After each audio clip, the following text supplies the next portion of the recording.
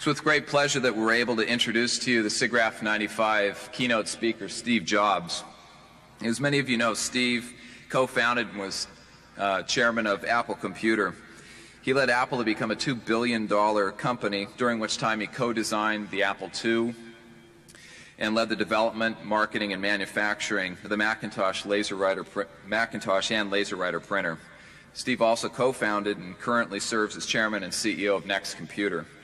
Steve attended Reed College in my hometown, Portland, Oregon. He went on to receive the National Technology Medal from President Reagan in 1985 in recognition of his pioneering work in technology, and in 1989 was named Entrepreneur of the Decade by Inc. magazine. About 10 years ago, Steve purchased the Lucasfilm Computer Graphics Research Group from George Lucas and spun it off into an independent company we know today as Pixar. Steve serves as chairman and CEO of Pixar today as well. In 1988, Pixar won the Best Animated Short Academy Award for Tin Toy, the first time a computer-animated film was awarded with an Oscar. Pixar, together with Walt Disney Company, is currently in production on the first ever completely computer-generated feature-length film in history, which is called Toy Story, and it will come to life this Thanksgiving. Please give a warm welcome to Steve Jobs.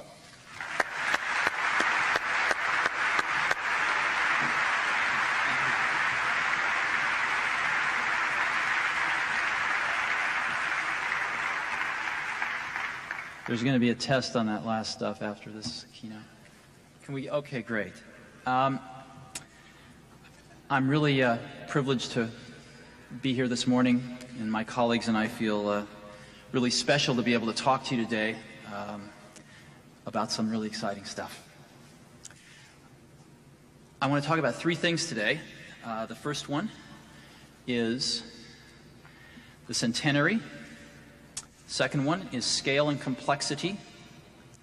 And the third is a place in history. Let's start with the first one. As I was doing some research for today, I discovered a really startling fact that is all the more relevant since computer graphics is making major contributions to the motion picture industry, and seems quite appropriate since we are in Los Angeles, which is the worldwide center for motion pictures. And that fact was that this year is the 100th anniversary, the centenary year, of the first motion picture. The first motion picture was shown in 1895. It was created by two brothers, Antoine and Louis Lumière, and it was projected below the Grand Café in Paris, France, 100 years ago, December 28th, 1895. So we are at the centenary of this incredible invention. Now, what I'd like to do is examine how technology has influenced the motion picture since that time. How has the incorporation of technology progressed, and how has it changed the way we view motion pictures? Well, the invention of the motion picture was an amazing feat of technology. The Lumière brothers invented their own cameras, their own projectors. We went along for almost 40 years before we saw the next major technological innovation, which was sound. In 1927, The Jazz Singer premiered, starring Al Jolson. It was mostly a silent picture with a few songs, but in it Al Jolson spoke several lines, and with those lines ended the era of silent pictures forever. As a measure of how revolutionary this was, U.S. movie attendance went from 60 million persons in 1927, when The Jazz Singer premiered, to 110 million persons in 1929. Incidentally, The Jazz Singer was immensely popular and saved the studio that produced it, which was on the verge of bankruptcy, and that studio was Warner Brothers. If Warner Brothers had not taken a major gamble on new technology, there would be no Time Warner today. The next major incorporation of technology was in 1932. In 1932, Technicolor had perfected their three-strip color film process after having had many problems with some earlier technology. Unfortunately, they could not interest any major studio at that time in making a color film. Can you believe that? The studios treated it as an outrageously risky expense and refused to pony up the money to make color films. There was only one studio at the time that decided to go for it, and that was Walt Disney. And Walt Disney trained their animators in color theory and produced the first color films, the Silly Symphony cartoons, which won several Academy Awards and ushered in the age of color. The next major breakthrough was in 1937 with Snow White, the world's first animated feature film produced by Walt Disney. It incorporated many innovations, including the multiplane camera, and really was the first new form of motion picture entertainment since the invention of the motion picture itself some 42 years earlier. Animation would never be the same again, and Disney's led the way since then. The next innovation was 2 years later.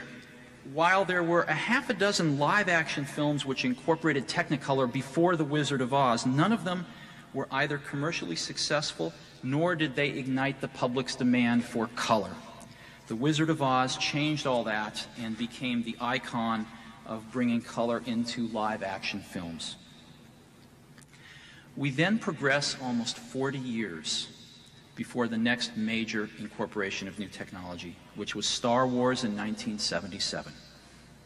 Star Wars not only totally redefined the science fiction motion picture film genre, but it also elevated special effects to become an equal partner to live action in storytelling and motion pictures.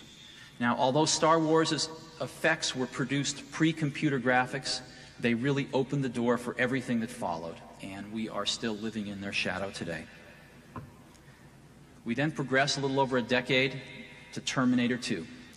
Although Terminator 2 was the first film to bring computer graphics special effects into the mainstream, although there were a few films to incorporate computer graphics special effects, like Alien and the Abyss before Terminator 2, Terminator 2 was what captured the public and elevated computer graphics special effects to the mainstream.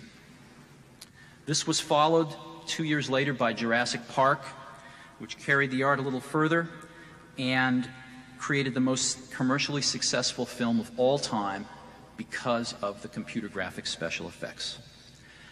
And that brings us to 1995. In 1995, the centenary year of the invention of the motion picture itself, we have another major milestone, something I think will go down as a landmark in motion picture history, and that is the first completely computer-generated feature-length motion picture, completely computer-synthetic, on the 100th anniversary of the motion picture itself, and that, of course, is Toy Story. Toy Story represents the computer graphics community contributing not just special effects to a motion picture, but the entire motion picture itself. It's a breakthrough on the scale of Technicolor, Snow White, and Star Wars. It is way beyond what we've seen in computer graphics special effects. Without diminishing Jurassic Park in any way, let me illustrate. If you take Jurassic Park and stack all of the frames that contain any computer synthetic element back to back, you get about 5.5 minutes. Of course, these frames do not include background sets or anything, usually just one computer synthetic element. Toy Story is 79 minutes in length, and every frame is totally synthetic. Major, minor characters, background sets, etc. An order of magnitude leap. And again, most importantly, we see computer graphics not just playing a supporting role to live action, but actually providing the entire vision for the motion picture. Now, I know a lot of you have seen Toy Story, a clip in the film show. I have that clip here today on film if you'd like to see it again. Would you like to see it, or would you like to skip it? Okay, great. Well, I'd love to show it. So can we get the lights down and show the first clip?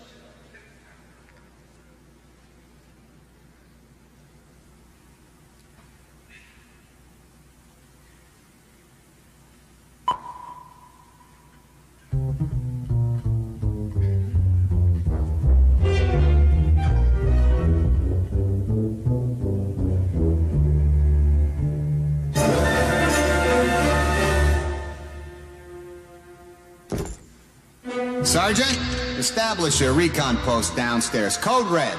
You know what to do. Yes, sir. All right, men, you heard it. Code Red, repeat. We are at Code Red. Recon Plan Charlie, execute. Let's move, move, move, move, move!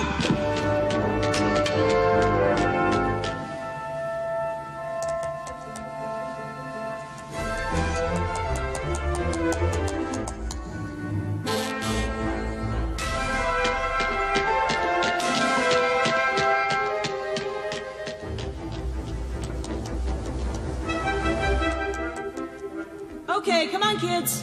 Everyone in the living room, it's almost time for the presents. Hey, everybody in here.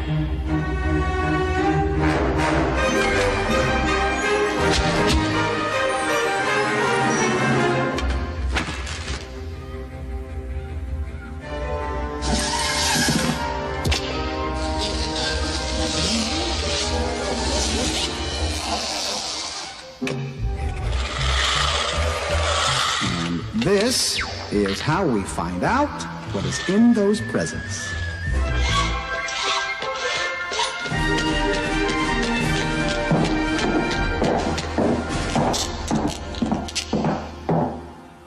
Ow! What in the world? Oh, I thought I told him to pick these up. Shouldn't they be there by now? What's taking them so long? Hey, these guys are professionals. They're the best. Come on, they're not lying down on the job.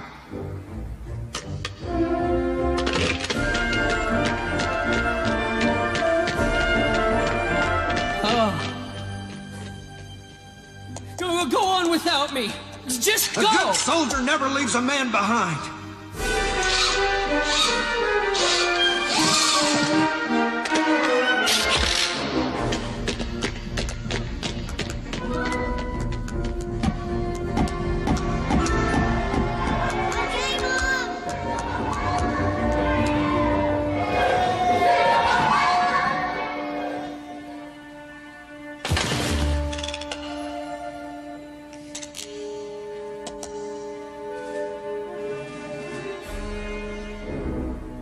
There they are.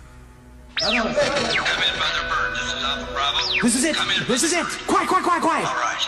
Andy's opening the first present now. Mrs. Potato Head, Mrs. Potato Head, Mrs. Potato Head. Hey, I can drink, can't I? The boat's coming off. He's ripping the wrapping paper. It's a lunchbox. We've got a lunchbox here. A lunchbox? Lunchbox? Lunch. Okay, second present. It appears to be, okay, it's bed sheets. Who invited that kid?